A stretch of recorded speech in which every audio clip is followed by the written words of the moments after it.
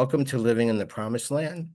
It's just July 30th, 2025, and I'm your host, Mark Shmueli, and I want to thank Insect Factory for the intro and outro music. That's Jeff Barsky, and our super producer, Stephanie Buatois.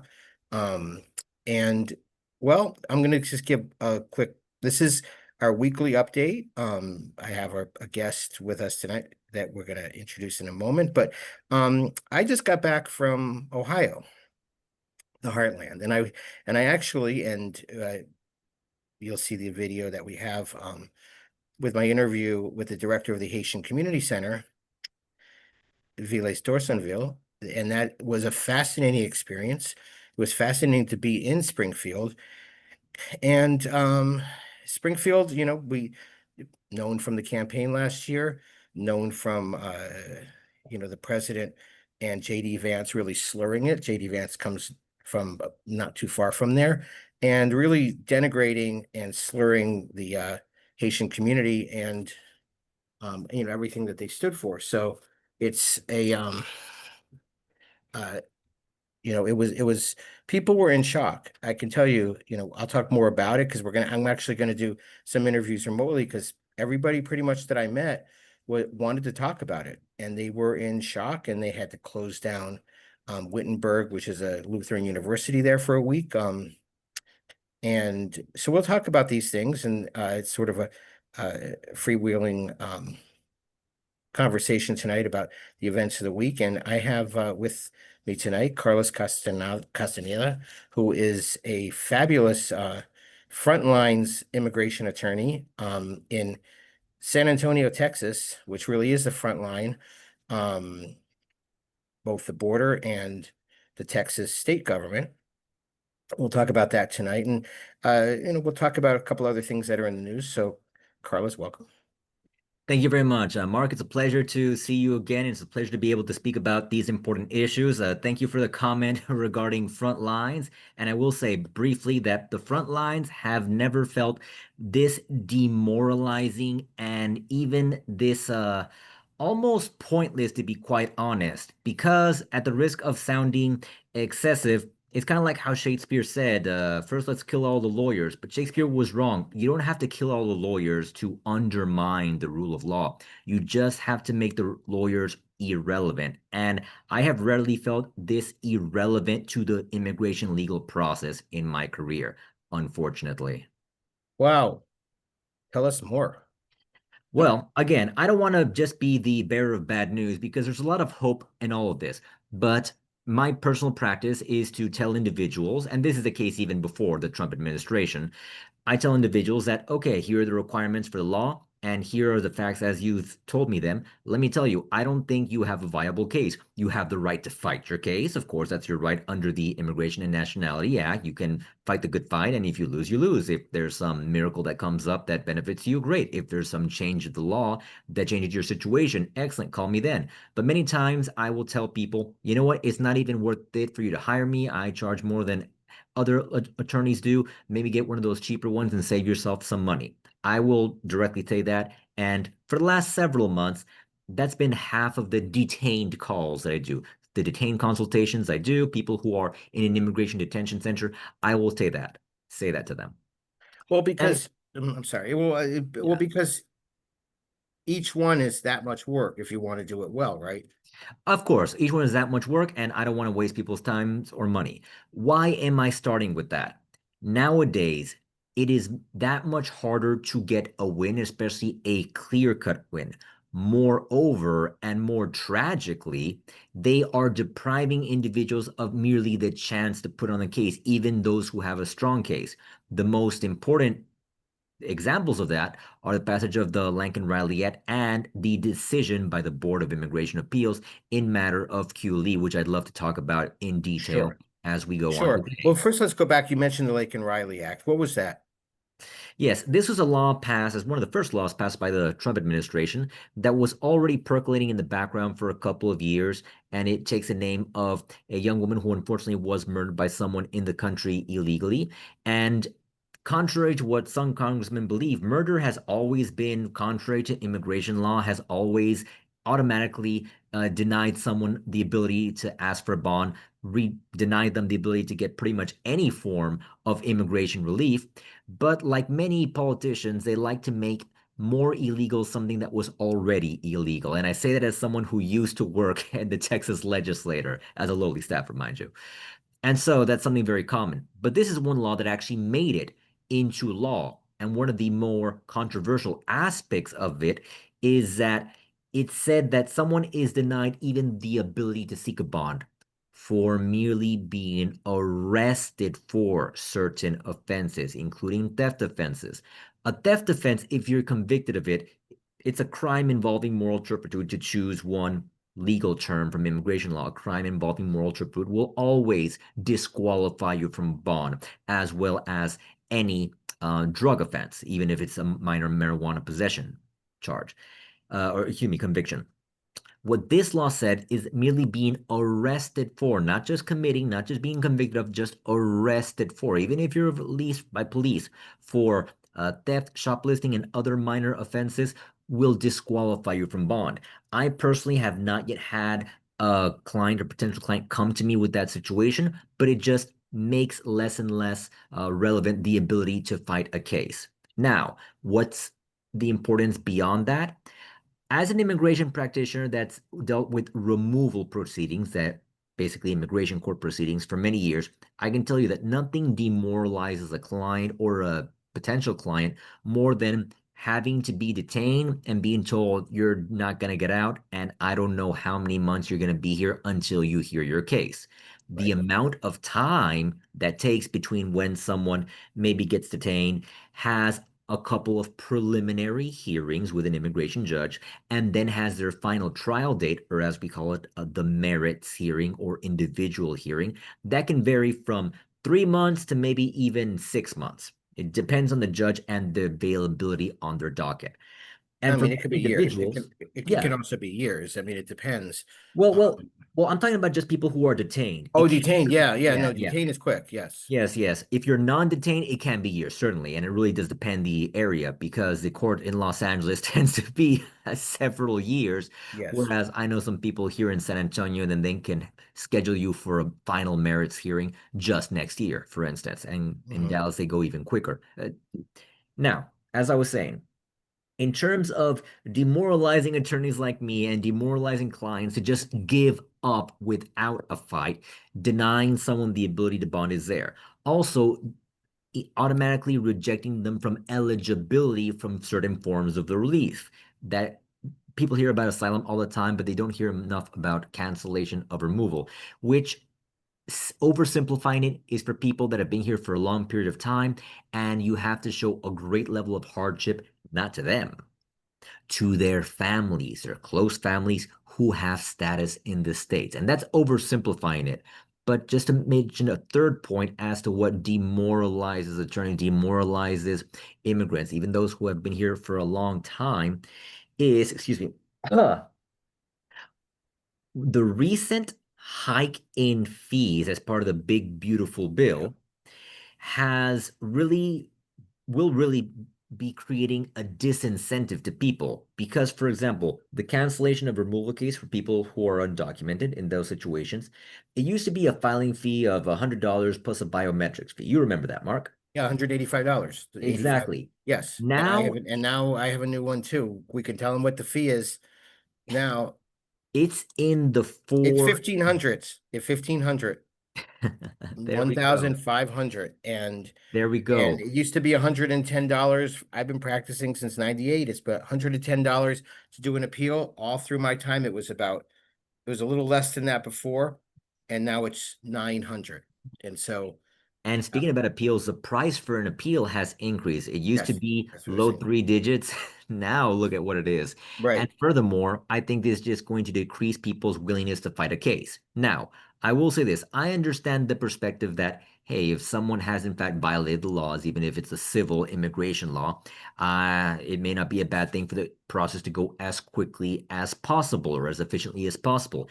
But what's happening in just the last few months goes beyond efficiency to go into, in my opinion, the cruel. Why? because it's just depriving the ability to hear someone. And that's where I want to go into the matter of Hughley, the decision in matter of Hughley, which is referring to the name of the Yeah, that's the name. respondent case. And it had to do with an individual who had TPS. They had TPS previously. TPS meaning. Oh, yes, of course. Temporary protective status, which is as the name implies, temporary status, authorized by Congress for the president to give to groups of people in certain times. Now, since the 1990s, the practice has been to just extend TPS designation periods each time they come up. So even though TPS does not lead to a green card itself, it does allow you a status and it does allow you work authorization. But the Trump administration, even in the first administration, really went against that and tried to terminate a lot of these. They're being more aggressive against that nowadays.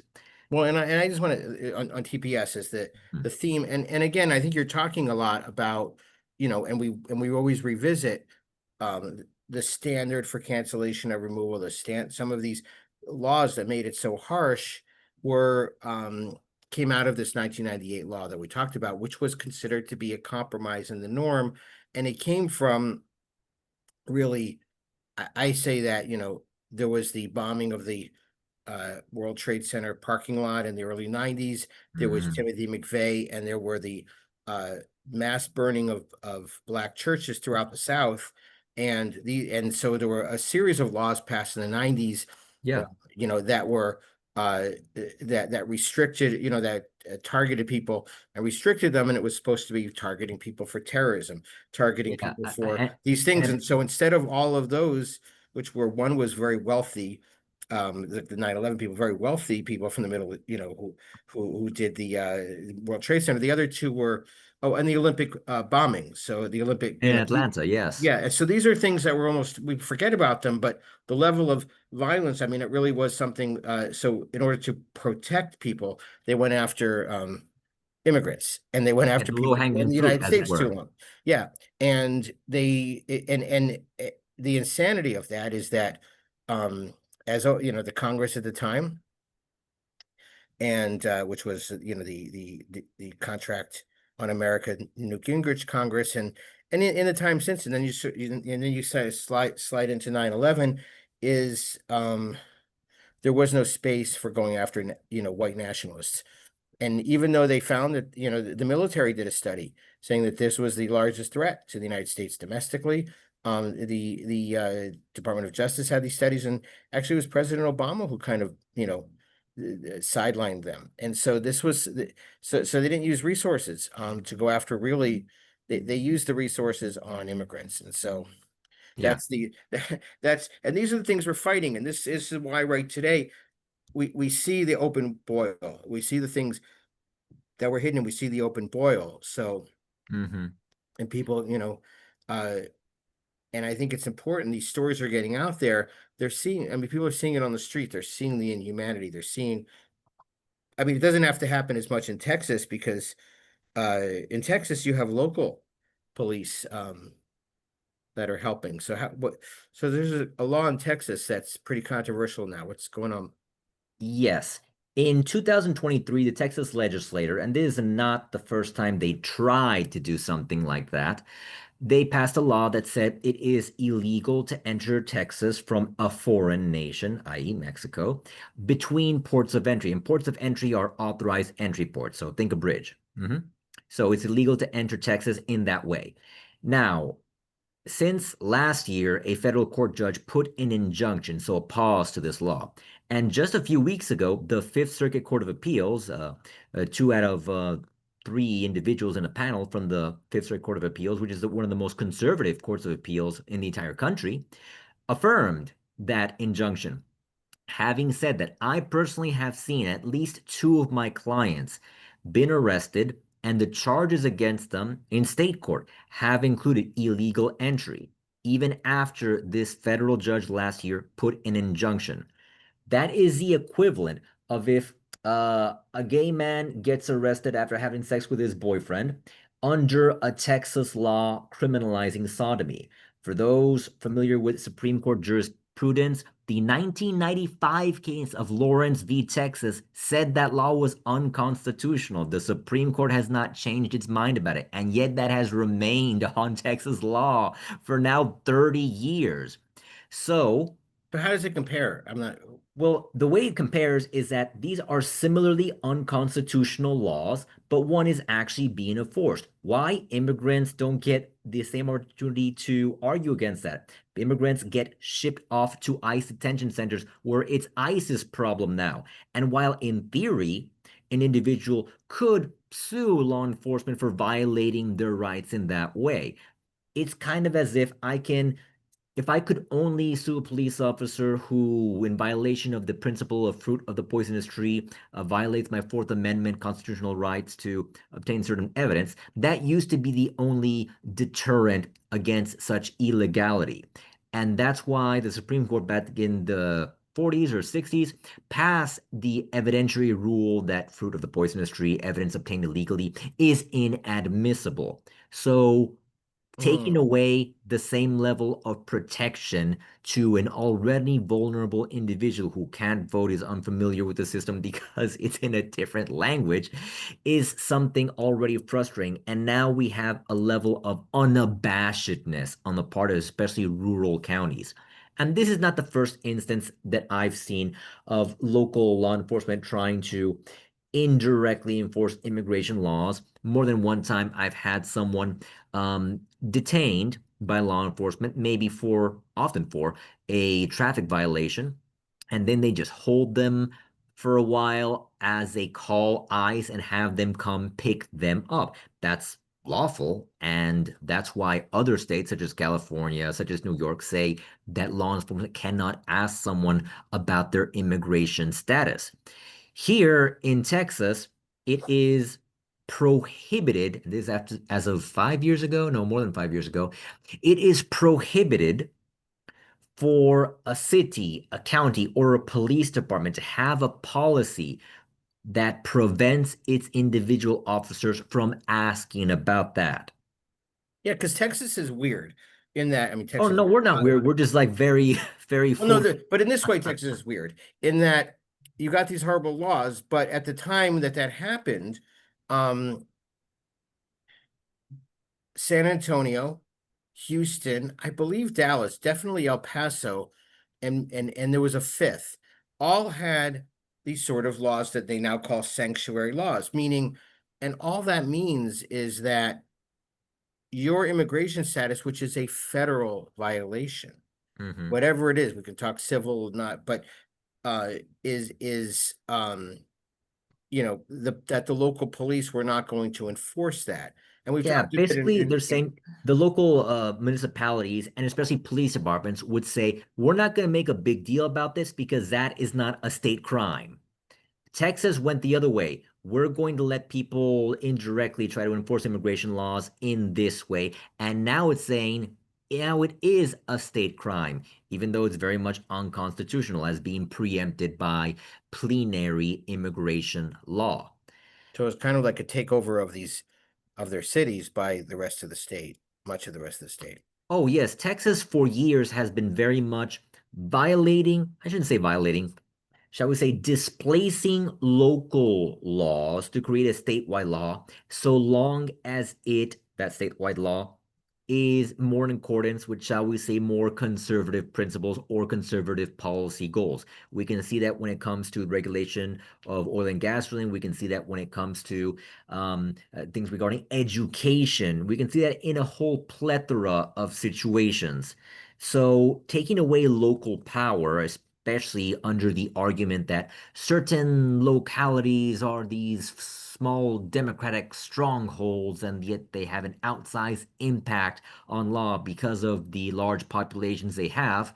That has been a big rallying point of the Texas GOP for several years. And more and more, Texas Governor Greg Abbott, who's been in power for what feels like a decade now, is under continued pressure to push the legal and social envelope when it comes to this. Why?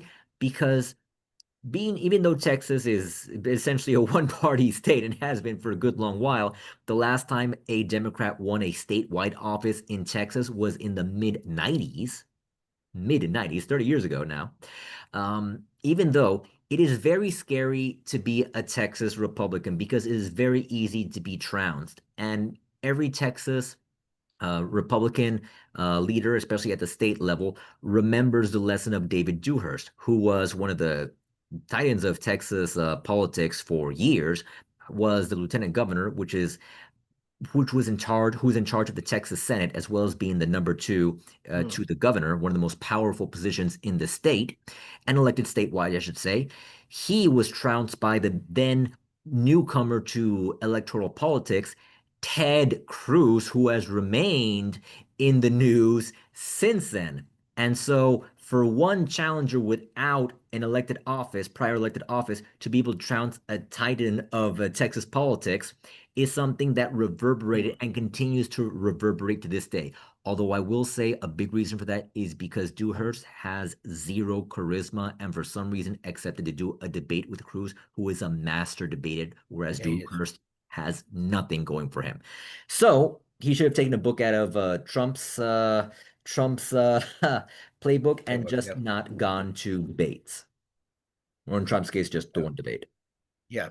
Yeah. Well, and I think it's you know, eh, so then we think, okay, the arguments are strong, and there's no question that the argument, the advocate, and I mean, I don't want to say the advocate argument because, we don't, code. I mean, I don't code like Democrat, because I think that they're, the, in general, they're going to move away. We talked about Zoran. We talked about, um, where the exciting things happening on a local level, the exciting things happening, giving immigrants rights or not caring about it at state levels and schools and really policing before. And so, I mean, people know I've talked about it. I was on, when our governor Martin O'Malley, I was on his commission on immigration, and I was charged with the writing the recommendations on using the statewide police under this program 287G, and we recommended against it, and I've worked in certain counties to lobby against it, but it's a very strong because they get money. They get money from the federal government, and in this case it's the intimidation part of it, but it always ends up. I mean, I know, and we're going to do a show on Montana, and I did. We was on a panel about Montana. And Montana was sued because their police tried to enforce these laws of being in status, and even when I was on our commission, you even had an economist. From the University of Virginia, who was fairly well respected. I mean, most of the people that spoke, and one of the things we wanted to do, is I was a big advocate of, was bringing in all kinds of witnesses, bring them in front of a microphone, and the people who were advocating against for restriction were generally it didn't take long before something racist, slid out. It wasn't, it didn't take long before it became an us versus them and all of that. It didn't take long, and it wasn't, and I don't consider those to be real discussions, but there's an economist who was speaking, and he was well respected.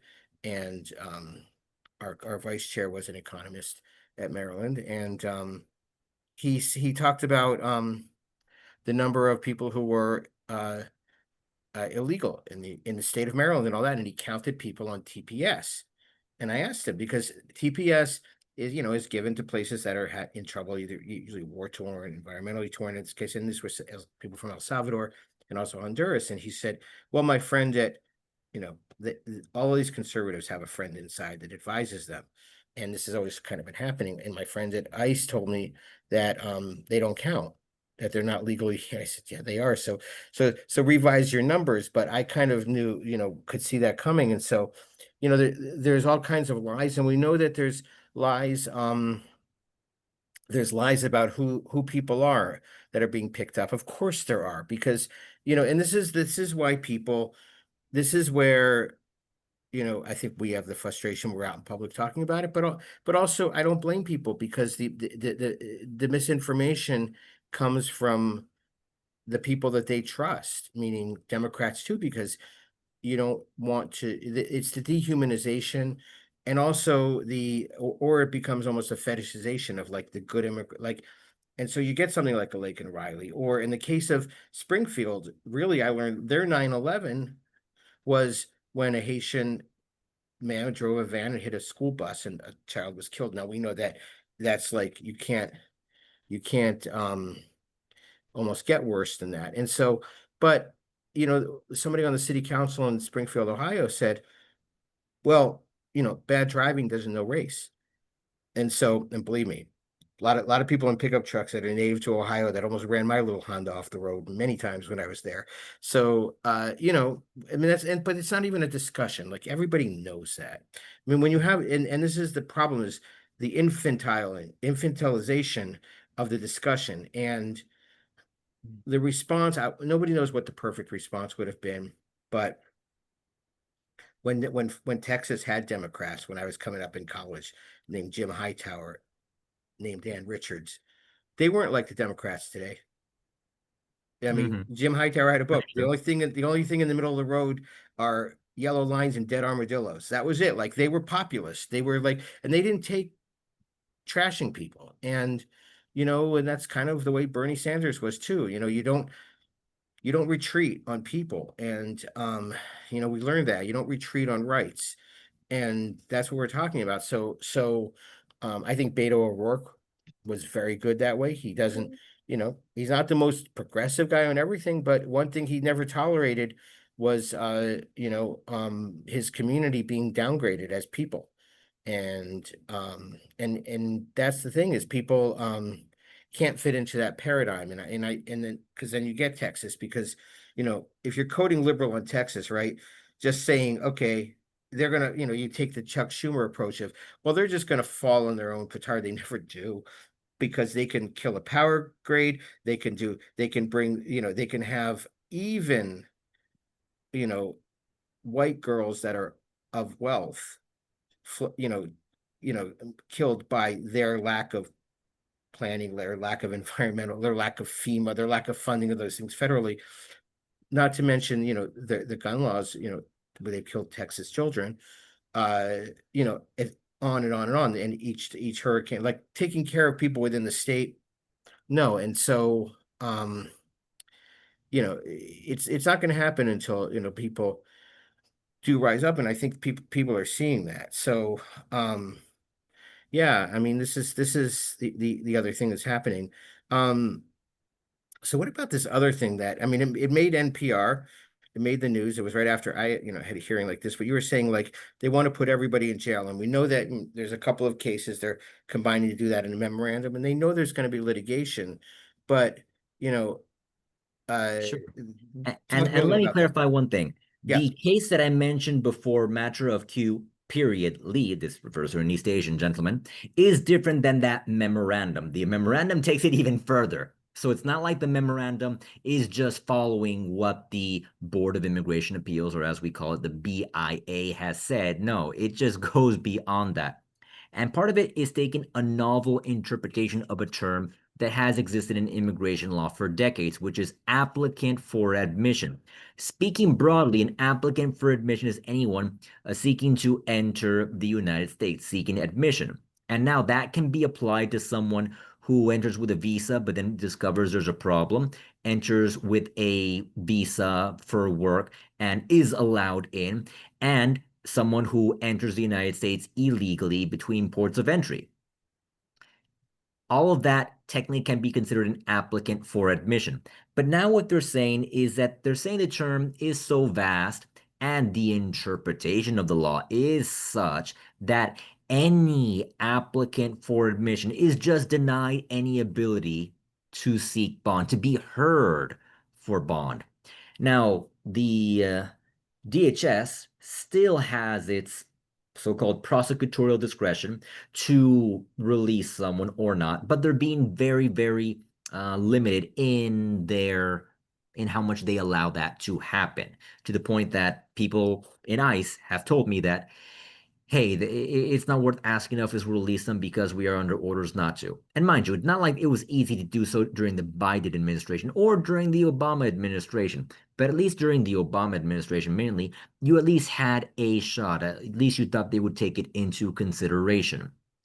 Another major change that we saw with the first Trump administration, and this is important, for those individuals eligible for bond, for which you would go in front of an immigration court judge with the opposing lawyer from ICE, usually arguing against it. I would routinely, during the Obama administration, and also at the start of the Trump administration, I would like speak to the other lawyer ahead of time and say, "Hey, what do you think about this case? Can we come to an agreement?" They say, "Well, I'm not sure about this. Tell me that." Well, these are the factors on in support. As for the criminal case, you'll see that this was the situation, but the maximum sentence is this, and the judge in that case only ordered this many days jail for this misdemeanor offense, and this is a first offense for this particular individual who has been in the country for this many years. I could have that kind of conversation briefly with an opposing lawyer, and then we might agree to an amount of bond and save the judge a bunch of time to just recap all this, but maybe with more detail, maybe with an additional witness besides my client's testimony, or we might not. But around halfway through the Trump administration, what we started being told was that we have to, the ICE lawyers, they would say we have to oppose all bonds. It doesn't matter talking to us. And nowadays that remains the case. That remains the case. I have had recently, just this past month, one situation in which I was able to agree with a bond ahead of time with an opposing lawyer, and there were some special circumstances in that case, but they are being strongly discouraged not to the point of it being a de facto prohibition almost. Right. So, we're talking sort of technical here, and then one of the issues, and I know we both have that, and we both talk to different communities, and I've talked to, communities around the country, around certainly around like the state here, is that, people look, I don't know. I've got lots of friends that are not what I do. My friends all do something, around here. They're scientists, they're economists. So I can, say, oh, this, I don't think it's right. I don't like climate change. I see these things. So then I have it sort of explained, and that's that. Like I'm not at a position. I know we know what we want. And so that's people look, it's there's only so much we can sort of put fingers in the dikes and be there with people, but a lot of people are choosing. I mean, I had people yesterday. He doesn't, it's what one of these judges that agreed, mandatory that the person's going to be there, and his wife was like, we're just going to leave. We're going to pull our applications and go. And you know what? That might be better because that's it. They taking their chances back home. Like everybody's different, but people need to say, okay, what do we want? Because we we see it in LA, we see it all around the country, we see it in Nebraska, where when they try to raid a meatpacking plant, other employees stepped in. We see it and it's not just a matter of workers, but communities. I mean, evangelical churches in the South, you know, a lot of all the people I know in the South that have lived there a long time, and I know quite a few of my family there.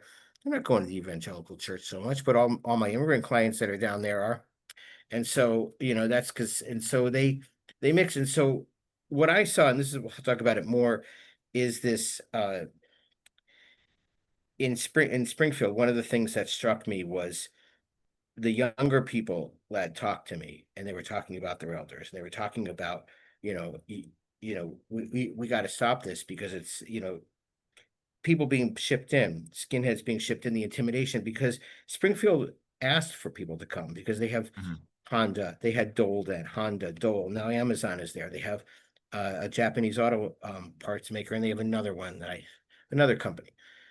And so they've been there, people have been there 10, 11 years now. And this is the point where if they're forced out, you won't know they were there. But once they start to integrate into a community, then things change. And so this is people, the things that that Carlos has brought to us today, really, that are going on are things that are there to once again talk about where we are, where that law was, but people, it does start locally, and people need to decide. And people are, I mean, people are horrified by what they're seeing on TV, and people are showing up. And I encourage, folks to do that. So in the few minutes we have left, I know you like sports, and I know you're Mexican American, so you go both sides. And I I don't do. know who you'd root for, and if Mexico, yeah, I know who you'd root for if Mexico played the U.S. Who am I kidding? I know who would be deserving, but um, we got a World Cup coming up, We do. and before that, we have a World Baseball Classic, Mm, which is and I went in 23 in Miami, and there were teams from all over the world that come, and it eventually ends up in Miami. And it used to be two cities in Asia and two cities in the United States. And this year they're actually doing Puerto Rico, Houston, and Miami, and then a fourth in Japan. So those are where you're going to have your quarterfinals. So the majority of it's going to be played in the United States. And so in the last week or two, we have seen a Venezuelan senior little league team, mm, um, not the ones that play in Williamsport, but the ones that play over in South Carolina, being denied visas. We mm. saw a Cuban women's volleyball team being denied visas to play in Puerto Rico. So I know within the United States, the Mexican community, people are worried about the Mexican community coming out to games. Mm. Um, you I think know, that's a valid concern because let me tell you, if I have clients saying, "Hey, attorney, should I show up to court? Should I show up to my ICE check-in appointment?" And I have to say, "Yes, we do. Yes, you should go. We need it because if not, it's going to kill your case without giving the good fight." At the same time, I have to tell them that I can no longer tell you that court is a neutral place, that you are going to be respected there. I can't say that anymore. I can no longer say that, hey, your ICE check-in appointment is just a normal part of this process just to make sure that they know what address you have, that you haven't committed any crimes. I can no longer say that. Just two of my clients in the last 2 months have been picked up at normal check-in appointments. They timely filed asylum cases. They've been attending courts. They have decent cases, more than decent cases. And yet still, so yes. I think that those concerns are valid. You cannot trust the federal government to treat you fairly if you're an immigrant in proceedings. You just can't. So, And that's kind of devastating for me to have so to what do you tell think? Should clients. FIFA pull out? I don't know enough about FISA's business practices to say what it is or not. I will focus my comments on what I do know, what I have seen. That's a weird. However, FIFA has reason to be concerned if a significant part or a necessary part of its profit margin comes from undocumented individuals or families of undocumented individuals. Well, or yeah, or I mean, and by families of undocumented individuals, we always see that it's, those families are going to be U.S. citizens. And not only undocumented, I mean, I talked to our friend in Ken Mayo in Baton Rouge today, and he just won a case with the ACLU there, where they detained two Iranian students who were completely in student status. But there's that whole security thing, and it was when the U.S. was bombing Tehran that they detained them and placed them into deportation proceedings under that. So you have the whole political aspect of it too. I mean, it's weird because uh, all of a sudden we stop hearing things, which is very, very much like Trump. I mean, one of the things when people do talk, one of the hopes we have is that he generally is successful at creating chaos. And certainly in this situation, people are Mhm. leaving, and people will be. And whether the numbers, I mean, people might talk about the numbers not being as high as Obama, even. I mean, they're calling for these huge numbers. You know, Obama did things in a very organized way.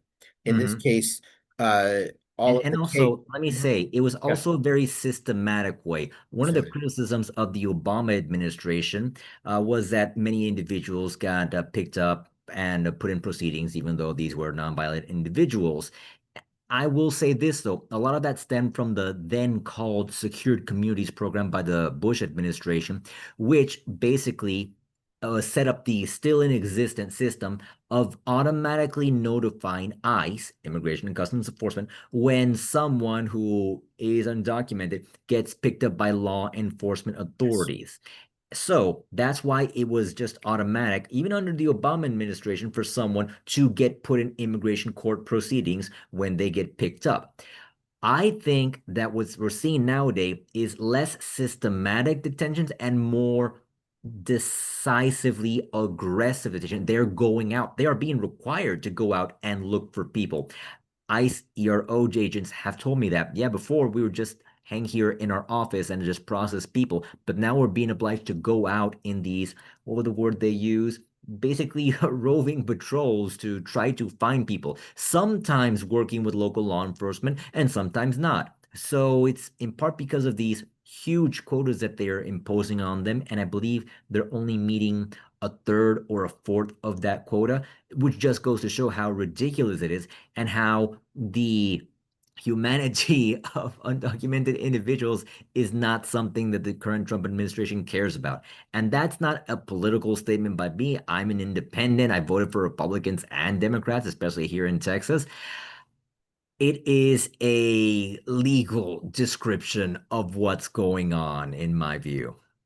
Right. No, and I think right. Well, and yeah, I mean, and always, I mean, I'll opine. I mean, I don't know. I mean, I'm gonna have other people in sports, but I don't know. I mean, I think, if they start, I mean, what are they gonna do? You're gonna have people coming to the United States that are gonna be from, the Olympics is not your friends, and often sometimes, it's the world. So, and the United States has many parts, and so enemies in the world and whatever. And so people can, and if they start denying whole teams, I don't know how they can sustain. But again, it's a lot to see this power, because it is affecting, of course, the United States internationally, and it's because people are seeing this, and I think that that's I think, and if that happened, I think people will be quite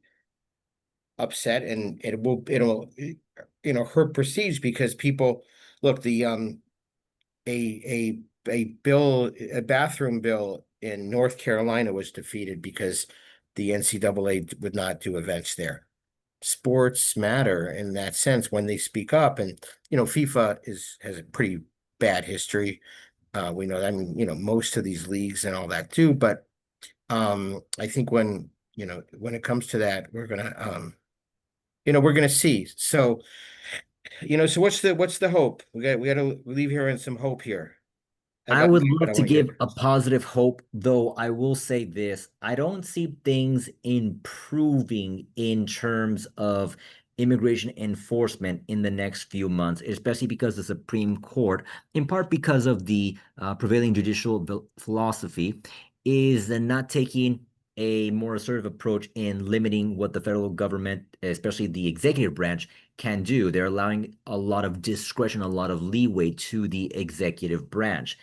And so I don't think things from my practice are going to get better, but it's just all about finding those individual cases where you do have some hope and doing the best you can in those cases. That's where the hope lies, and also not giving false hope to those individuals who either because of long time existing rules or new practices don't really have a shot.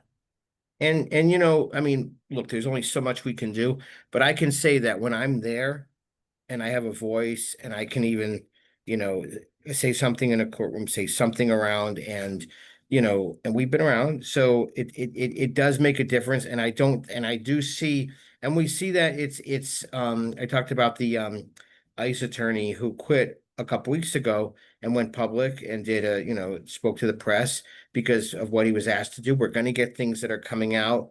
And also, but there's that, and not to take Chuck Schumer step back and they'll fail, which it worked for COVID, but we needed COVID to defeat him last time, to defeat this kind of thing. But it's gonna, in this case, this really does give us the ground to say, okay, neighbors, you don't like it, but that next step of what can you do next? And so this is where, and that includes schools, and that includes, you know, uh, uh, that includes schools, et cetera. And, my hope for the week was, as much as I was shocked and I'm still processing what I saw in Springfield, talking to people, I just loved that I went into the coffee shop when I first got there, and the 16-year-old and her friend came, and they were all hanging out, and she just talked about how her teachers didn't like what was going on, how her friends didn't, and how and I said, "Do you want to stay in this town in Springfield?" She said, "Yes."